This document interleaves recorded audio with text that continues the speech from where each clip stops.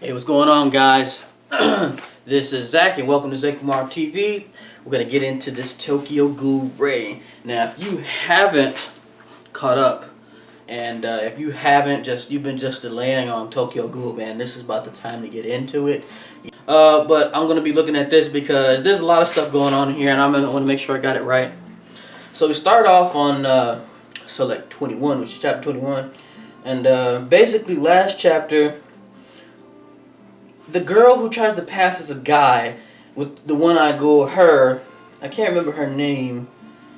Whatever. She basically she gets stabbed in the stomach.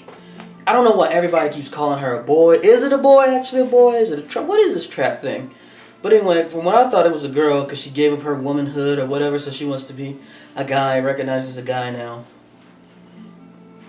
So she's getting a flashback because she thinks she's about to die.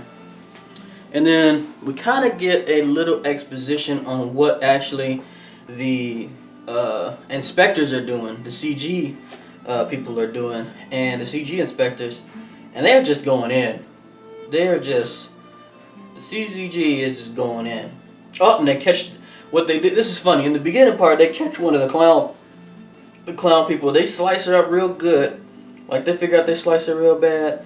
Oh my gosh, she's going down, and then bam! She lets the little tentacles at her stomach. So how powerful are these clown remnants? We don't even know their full strength. How powerful are these ghouls? What are their strengths and what are their weaknesses? It doesn't look like they have very many. I just know that there are a lot of them. So we got these two dudes. One of them knows them. Take is in there. And then we flash forward over to old girl who is, I don't know why they call him again. It's another girl who tries to pass as a guy because Jason, the guy who was torturing Kanaki, was also that was her. She admired him. That was her sensei, kind of her senpai. So she's fighting against Mado, which is bad because Mado and his daughter, they have this thing where they like to use that whip, the tentacle whip. Like, it looks just like the bone whip, Zekumaru off of Bleach. That's exactly what it looks like, so I like to see stuff like that. It's a whip sword. And dude, she gets her butt kicked basically because she thought she has an opening, bam.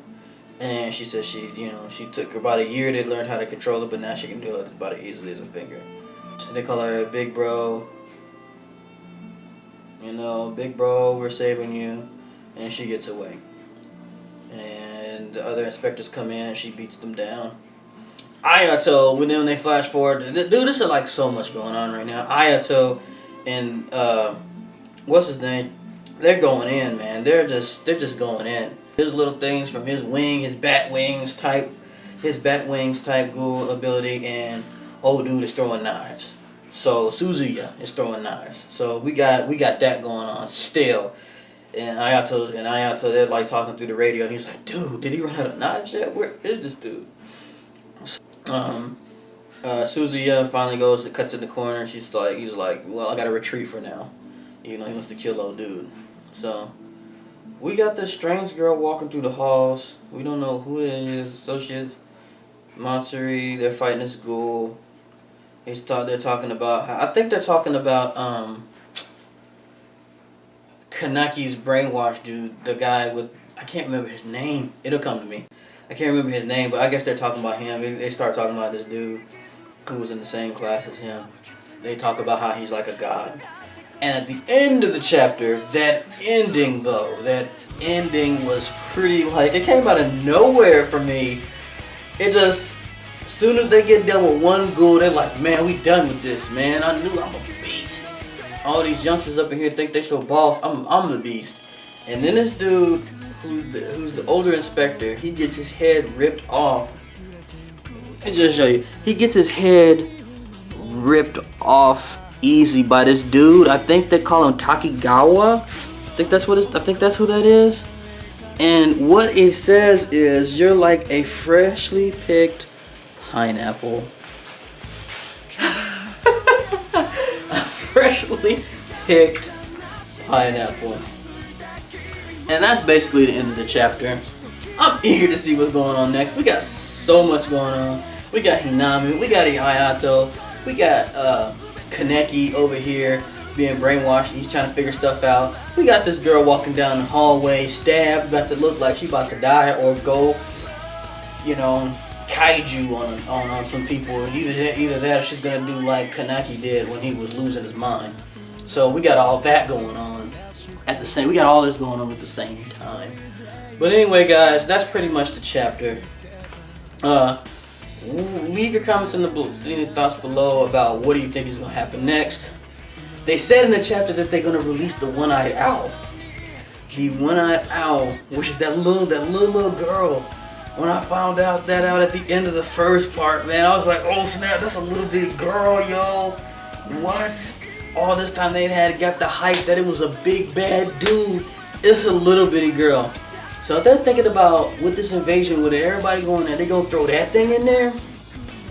You know Kanagi is gonna just go, what? He's gonna, Centipede is gonna be back, baby. Centipede is gonna be back, and he's gonna be tearing everybody up. Anyway, guys, leave your comments in the section below. Tell me what you think about this chapter. Tell me what you think is gonna happen next chapter. Thumbs up if you liked it. Hit the like button. Thumbs down if you disliked it. You don't like seeing fat people on the screen or whatever. I don't give a crap. But subscribe if you liked everything. Peace.